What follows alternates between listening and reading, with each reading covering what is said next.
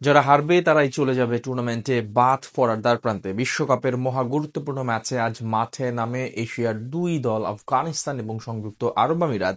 আগে ব্যাট করতে নেমে মাঝারি পুঁজি পায় আরবের ব্যাটাররা, বিপরীতে আফগান ব্যাটিং ইউনিটও লড়াই করে নিজেদের সামর্থ্য অনুযায়ী।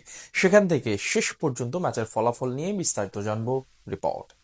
ডি গ্রুপে টিকে থাকতে হলে আজ দুই দলের জন্যই ছিল মহা গুরুত্বপূর্ণ ম্যাচ। দিল্লির অরুণ জেটলি স্টেডিয়ামে এদিন টস জিতে আগে বল করার সিদ্ধান্ত নেন আফগান অধিনায়ক রাশিদ খান। বিপরীতে প্রথম ব্যাট করতে এসে শুরু থেকেই চাপে ছিল সংযুক্ত আরব আমিরাত। ইনিংসের মাত্র চতুর্থ বলে আজমতুল্লাহ ওমরজাইয়ের কট বিহাইন্ডে শিকার বনে গুরবাজের হাতে ক্যাচ দিয়ে বিদায় নেন ওপেনার আরিয়ান্স শর্মা।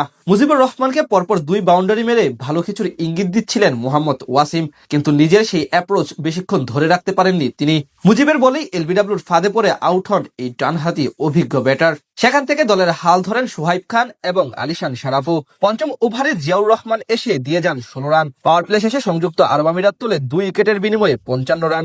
এরপর ধীরে ধীরে হাত খুলে খেলতে থাকেন এই দুজন। দশম ওভারে নূর আহমেদকে জোড়া ছক্কা হাঁকান তারা। দারুণ খেলতে থাকা আলিশান শারাফুকে ফিরিয়ে আফগান শিবিরে ব্রেক থ্রু এনে দেন মুজিবুর রহমান। তার বলে লং অফ অঞ্চলে ক্যাচ দিয়ে বিদায় দেন এই ব্যাটার। তিনি আউট হলে কিছুটা চাপে পড়ে যায় আরব আমিরাত। খানিক পরে হারায় সৈয়দ হায়দার এবং হার্ষিত কৌশিকের উইকেট। যদিও 16তম ওভারে প্রথম বলে রাশিদ খানকে বিশাল ছক্কা হাঁকিয়ে ব্যক্তিগত অর্ধশতক পূরণ করেন সোহাইব খান। অন্য প্রান্তে নিয়মিত বিরতিতে উইকেট হারালেও এক প্রান্ত আগলে রেখে ব্যাট চালাতে থাকেন তিনি। 18তম ওভারে আসে 18 রান। শেষ পর্যন্ত 48 বলে 68 রানের ইনিংস খেলে থামেন সোহাইব। অন্যদিকে 9 উইকেট হারিয়ে নির্ধারিত 20 ওভার শেষে 160 রানের পুঁজি পায় সংযুক্ত আরব আমিরাত। বল হাতে মাত্র 15 রান খরচ করে 4 উইকেট শিকার করেন pacer Azmatullah Omarzai.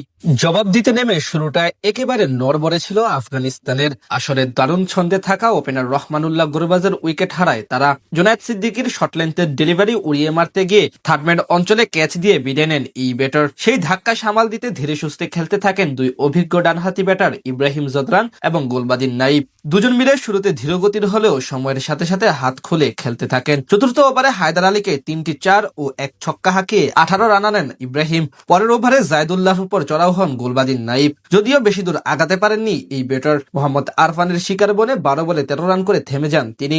Power play শেষে আফগানদের স্কোরবোর্ডে জমা পড়ে 1 উইকেটের বিনিময়ে 41 রান।